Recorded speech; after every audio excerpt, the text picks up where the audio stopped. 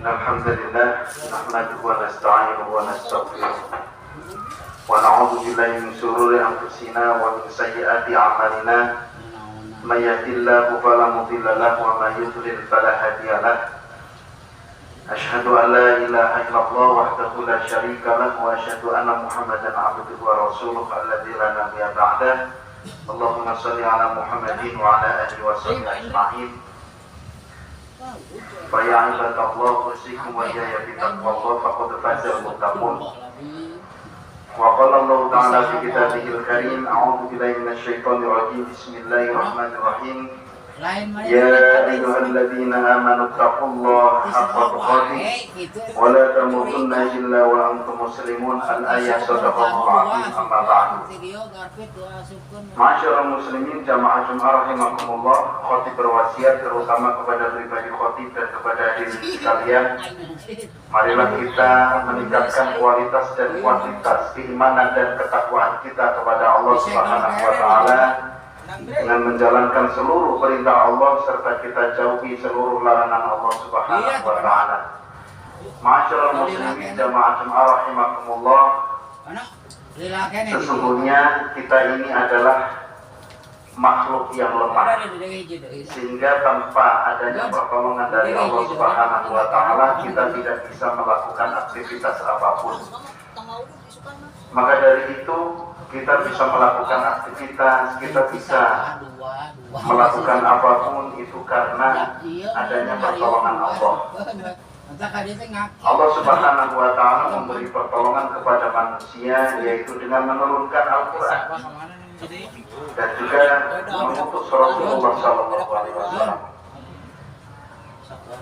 Maka dari itu kalau kita ingin ditolong oleh Allah Subhanahu wa taala, kita harus mempelajari isi kandungan Al-Qur'an. Masyaallah muslimin jamaah Jumat rahimakumullah, Allah Subhanahu wa taala menolong manusia itu ada pertolongan Allah di dunia dan ada pertolongan Allah di akhirat.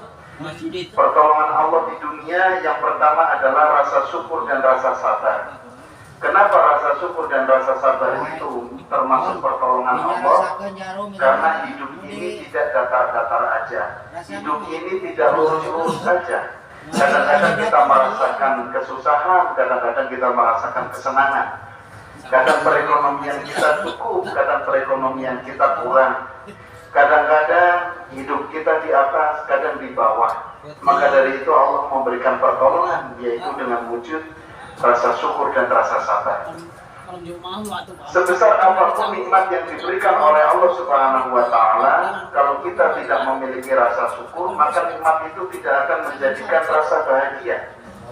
Sekecil apapun nikmat, kalau kita ada rasa syukur, maka nikmat itu akan menjadikan kebahagiaan di hati kita. Begitu juga ujian. Sekecil apapun ujian yang diberikan Allah kepada kita, kalau tidak ada rasa sabar di hati kita, maka ujian yang kecil itu rasanya berat. Seberat apapun ujian, kalau Allah memberikan rasa sabar pada diri kita, sehingga rasa sabar kita melebihi ujian yang berat itu, maka ujian yang berat akan terasa ringan.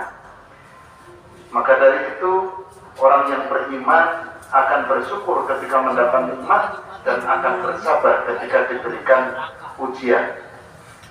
Sebagaimana sabda Rasulullah, ajaban li amril mu'min inna amrahu kullahu khair wa laysa dzalika li'atin illa lil mu'min in asabathu syarra syakara fa kana khairul lah wa in asabathu dharra sabara fa kana khairul lah. Benar-benar mengagumkan keadaan seorang mukmin. Jika urusannya itu baik, ini tidaklah didapati kecuali pada seorang mukmin. Jika mendapatkan kesenangan, maka dia bersyukur, itu baik baginya. Jika mendapatkan kesusahan, maka dia bersabar, itu pun baik baginya. Hadis riwayat Muslim. Syukur dan sabar itu baik karena dua-duanya berpahala. Masyaallah muslimin jamaah Jumat rahimakumullah, kemudian pertolongan Allah yang kedua yaitu kesuksesan. Sukses dalam bidang apapun kita harus ingat itu adalah pertolongan Allah.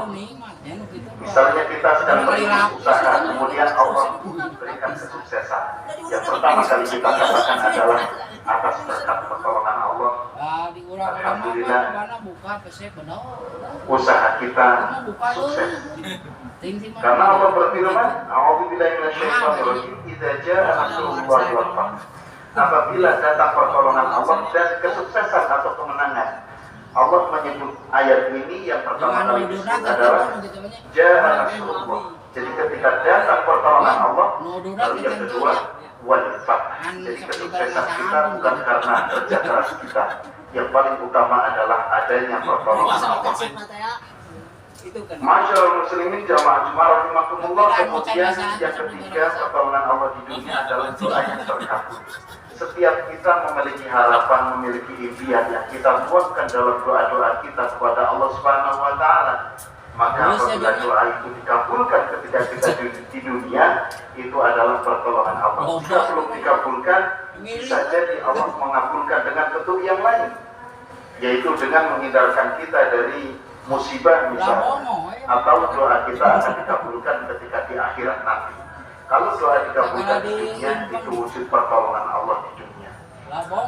Masyaallah muslimin jamaah rahimakumullah. Kemudian pertolongan Allah berikutnya yaitu ringan atau nikmat melaksanakan amal soleh. Dengar azan kita rasanya ringan untuk menuju masjid. Ada kajian tentang keislaman, kita ringan untuk mendatangi majelis ilmu. Ada Al-Quran, kita ringan untuk membacanya, rasanya nikmat membaca Al-Quran, ringan untuk zikir kepada Allah, ringan untuk melaksanakan amal-amal soleh apapun. Itu wujud pertolongan Allah. Karena tidak semua orang mendapatkan pertolongan Allah dengan ringan melaksanakan amal soleh.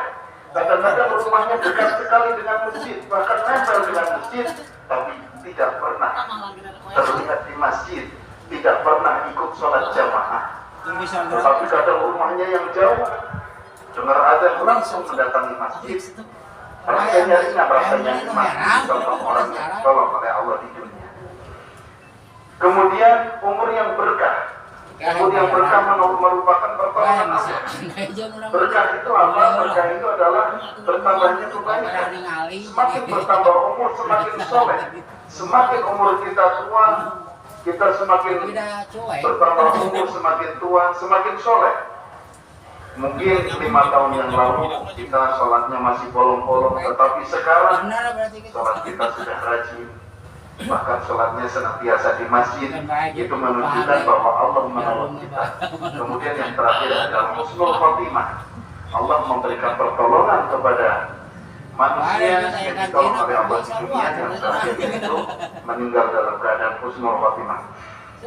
Di samping Allah memberikan pertolongan di dunia, Allah pun memberikan pertolongan di akhirat. Pertolongan Allah di akhirat yang pertama adalah ditidurkan di alam barzakh, alam penantian, menanti datangnya hari kiamat. Ada orang-orang yang menunggu sambil disiksa oleh Allah, tetapi orang yang ditolong Allah yaitu menunggu sambil ditidurkan, sehingga dalam waktu yang begitu lama terasa singkat karena ditidurkan. Orang yang tidur itu biasanya waktu yang lama rasanya sebentar dan dibangunkan dengan penuh ketenangan. Orang lain merasa panik, merasa cemas pada saat datangnya hari kiamat. Orang yang ditolong oleh Allah ketika bangun menghadapi hari kiamat itu diberi ketenangan, kemudian dimasukkan ke surganya Allah. Surga Allah itu merupakan pertolongan Allah di akhirat, dimasukkan di dalam surga. Bukan hanya sendirian, tetapi masuk surga beserta orang-orang yang dicintai.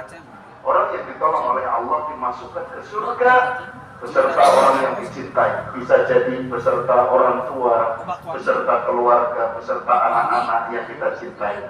Dan yang terakhir pertolongan Allah di akhirat adalah mendapatkan ridho dari Allah. Sungguh kedudukan ridho dari Allah lebih tinggi daripada masuk surga beserta orang-orang yang dicintai. Mudah-mudahan kita semua termasuk orang-orang yang ditolong oleh Allah baik di dunia maupun di akhirat. Amin ya rabbal alamin. Barakallahu li wa lakum. Itu siapa sama? Tongo dulu 15 malam. Dia bisa semua makanan. Alhamdulillahilladzi arsala rasulahu bil huda wa dinil haqqi liyudhhirahu 'ala dini kulli wa kafa billahi shahida. أشهد أن لا إله إلا الله وحده لا شريك له وأشهد أن محمدا عبده ورسوله الذي لا نبي بعده اللهم صل على محمد وعلى آله وصحبه أجمعين أيها الحاضرون اتقوا الله لعلكم ترحمون. Ma'asyiral muslimin, khutbah yang kedua ini marilah kita berdoa kepada Allah, memohon kepada Allah agar senantiasa ditolong dalam kondisi apapun oleh Allah Subhanahu wa taala. Innallaha wa malaikatahu yusholluna 'alan nabi ya ayyuhalladzina amanu shollu 'alaihi wa sallimu taslima. Allahumma shalli 'ala Muhammadin wa 'ala alihi wa sahbihi ajma'in. Allahumma ighfir lil muslimina wal muslimat wal mu'minina wal mu'minat al-ahya'i minhum wal amwat innaka sami'un qaribun mujibud da'wat ya qadiyal hajat. Rabbana la tu'akhidhna in nasina aw akhtana. Rabbana wa la tahmil 'alaina isran kama hamaltahu 'ala alladziina min qablina. Rabbana wa la tahmilna ma la taqata lana bihi wa'fu 'anna waghfir lana warhamna anta maulana fansurna 'alal qawmil kafirin. Rabbana atina fid dunya hasanah wa fil akhirati hasanah wa qina adzabannar. Walhamdulillahi rabbil alamin. Ibadallah, inna Allaha ya'muru bil 'adli wal ihsani wa ita'i dzil qurba wa yanha 'anil fahsya'i wal munkari wal baghi ya'idukum la'allakum tadhakkarun. Wa la dzikrullahi akbar. Astaghfirullah li wa lakum. Aqimus shalah.